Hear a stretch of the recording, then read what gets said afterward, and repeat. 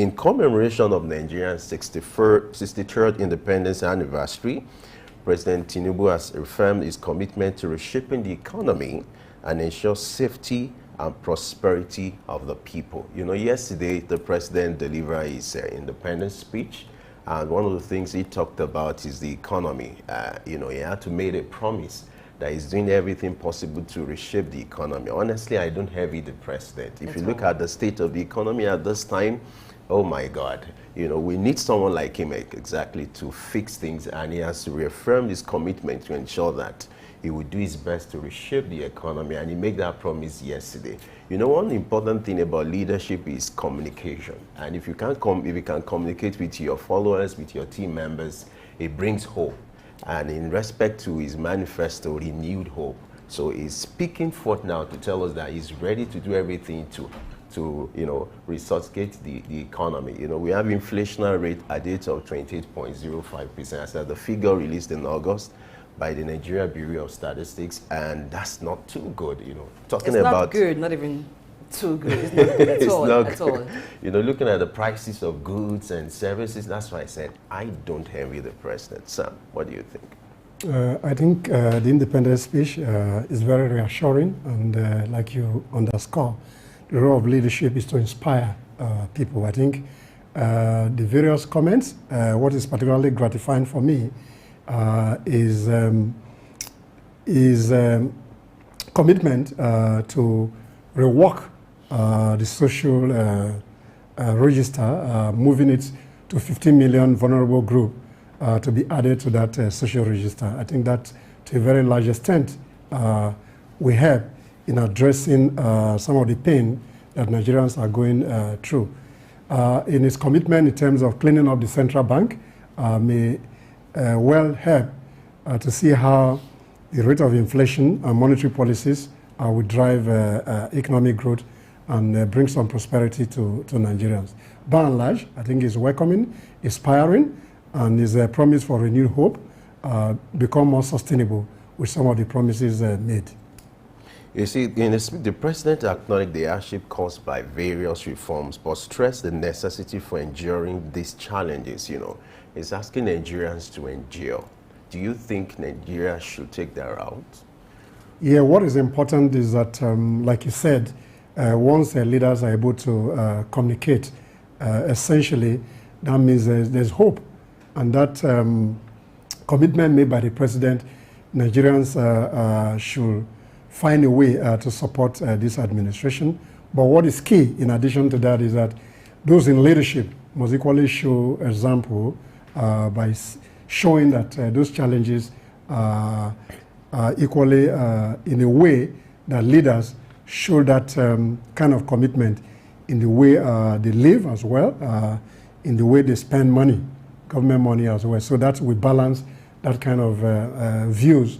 When you ask people they should bear with the government, then the government, in its own respect, should show some discipline in the way they conduct themselves as they run state affairs. How much can Nigeria bear with the exchange rate of naira to dollar almost over? It's over 1,000 naira. How much can Nigeria bear? We've been doing this for 63 years. Yes. On the other hand, I think Nigerians too had to look inward as a collective, as a people. Our consumption for foreign goods is challenging. So for us to be productive, we need to buy made in Nigerian good, and that we reduce the impact or the dependence on the foreign exchange. Again, the government too must support small and medium enterprise so that they can upscale their services, and at the end of the day, then the pressure on the forest will reduce. Yes, I like the fact that the president has talked about paying attention to monetary policy reform and fair tax policies for economic growth. And so we're hoping that the CBN will key into that to try to address certain monetary policy reforms that will help the economy And so we're looking at the CBN to find a way to address the exchange rate. You know, at the time, the CBN was doing some form of intervention, injecting forex into the economy, but that didn't really work. I don't know what measure the CBN will come up with at this point in time to address the exchange rate. Because it does somehow seem like allowing the naira to float, though the president alluded to the hardships that have been caused by various reforms, but he also mentioned that there are necessity. So I think it's now left for the economic team to go back and reevaluate the measures and see if there are things that can be somehow tweaked for us to have a better economy. Because like you just mentioned, how long can Nigerians bear with an exchange rate of over 1,000 naira to the dollar? Because major things that we consume are imported. Yes, Nigerians a lot of times want to patronize made in Nigerian goods when they are available and of equal standard with the imported ones. But where some of the industries that would have been competing with the companies that manufacture these imported goods do not have the necessary infrastructure to encourage manufacturing of this product. Some of them, what they do is just merely assembling. So it's really a challenge. We hope to see better days, though. Yeah, better days. We hope to see better days soon. All right, let's move on. Similarly, the federal government has announced a 35,000 provisional wage for Treasury-paid federal workers for the next 6 months. Recall earlier in his independence speech, the president announced 25,000 naira for low-grade workers, adding that it's part of his effort to provide cushion for the effect of fuel subsidy removal. Now, the twist to this story is, you know, when the president made his speech yesterday, that was in the morning, he announced 25,000 naira increase for low-grade federal workers. And, you know, that triggered a lot of reactions on Twitter, on social media, and Nigerians were reacting that this thing should cut across. Why are you being selective?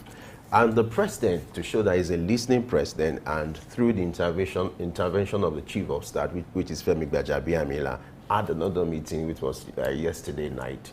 And then they released another press release showing that the increase is for all workers. You know, initially it was meant for low-grade workers, you know, but later you have an, so it means it cuts across to all workers now. How do you feel, Sam? I think it's a welcome development that the president has increased salaries of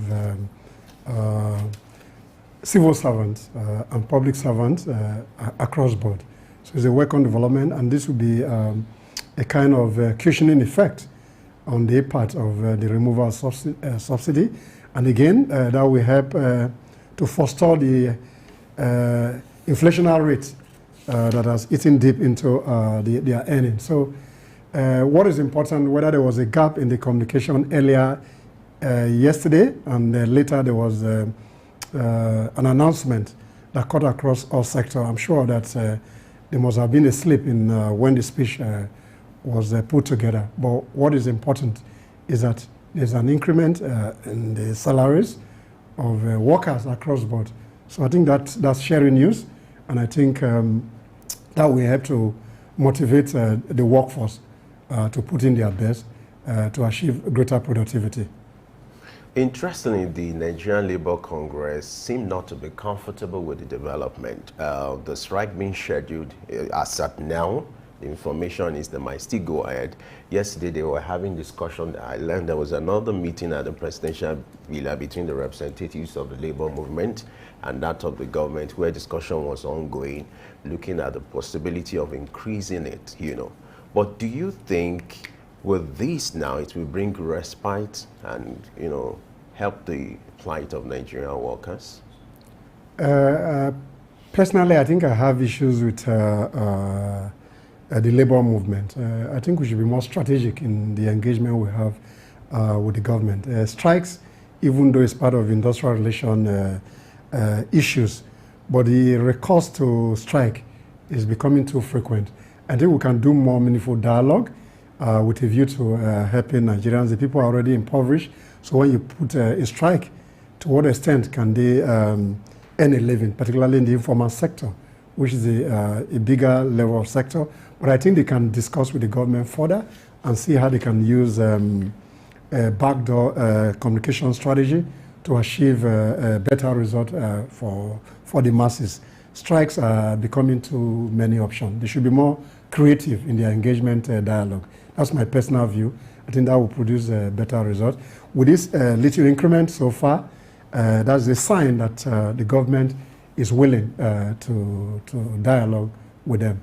So I think they should share that strike option, in my personal view. But you know, they've been having series of negotiations, series of talks, you know, they just feel the best way, maybe in this climate, one of the languages government understand is the issue of strike, maybe to show that they are working. Do you think Labour has any choice apart from strike action? I think they have a choice. I think labor relation or industrial relation has become more dynamic to a very large extent. Strike is just one of the options. So dialogue is the way to go. You can resolve conflicts with dialogue. Why strike is legitimate as a labor relation strategy, but the issue of a strike does not really resolve the problem. Maybe they call out a strike after 2-3 days. There's a high level of agreement between government and labor, then they call out the strike. I think the window of negotiation should be exploited to its fullness. That's my view. It's a culture that has been learned over time because labor unions and other associations over time have learned that the only way you push government to do your bidding or to do what the association of workers need government to do is when they embark on industrial action. So to unlearn that would take a lot of time, and it would take government showing that they respond to dialogue. When government doesn't respond to dialogue, then we'll keep seeing that labor union, workers union, other different groups will want to engage in industrial actions.